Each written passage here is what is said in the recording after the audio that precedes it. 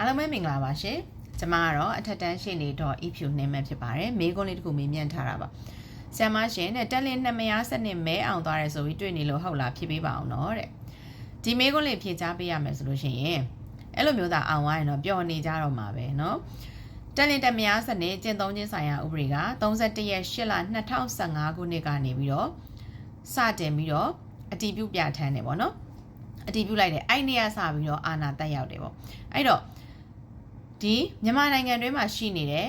နိုင်ငံသားဒီမြန်မာနိုင်ငံသားအားလုံးเนาะပြီးသွားတဲ့အခါမှာဒီပြည်ပကနေလာတဲ့ပြည်ပနိုင်ငံသားအားလုံးမြန်မာနိုင်ငံတွင်းမှာနေသမျှကာလပတ်လုံးဒီနိုင်ငံမှာထုတ်တဲ့ဒီဥပဒေကိုလေးစားလိုက်နာရတာဖြစ်တယ်အဲ့လိုမျိုးလိုက်နာရတာဖြစ်တယ်ပြီးတော့ဒီပြည်ပရောက်နေတဲ့မြန်မာနိုင်ငံသားတွေလည်းလိုက်နာရတယ်เนาะအဲ့လိုမျိုးလိုက်နာရတာဖြစ်တယ်အဲ့တော့တက်လင်းတများစနစ်ကျင့်သုံးခြင်းဆိုင်ရာဥပဒေက31ရက်8လ2015ကနေပြီးတော့ဒီနေ့ချိန်ထိကျွန်မအခုပြောနေတဲ့အချိန်ထိเนาะဖြတ်သိမ်းရခြင်းမရှိသေးပါဘူးအဲ့တော့တက်လင်းနှစ်များစနစ်ဆိုပြီးတော့ဒီလိုမျိုး TikTok ပေါ်မှာရောတခြားပေါ့เนาะ